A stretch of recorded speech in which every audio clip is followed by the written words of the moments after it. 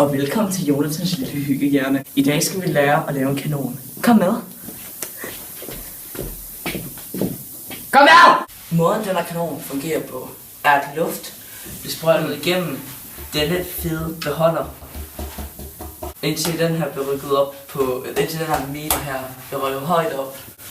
Så vil luften blive indholdt ind i den her tube her, og så når man skal fyre den, så fyrer man den her, og så bliver det skudt ud af den her smarte lille kanon. Tingest.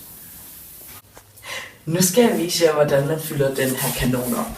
Så vi starter med at lægge den herover til luftpumperen, og så skal vi tage luftpumperen ind, og så... Sådan der. Nu har vi fået luftpumperen ind, og nu skal vi bare dreje på det lille håndtag her. Så skal vi ud og fyre den af.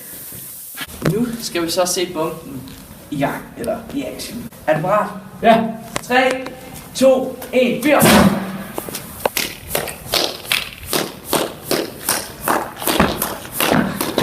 Det er hvad jeg kalder for en bombe. Det er hvad jeg kalder for en bombe.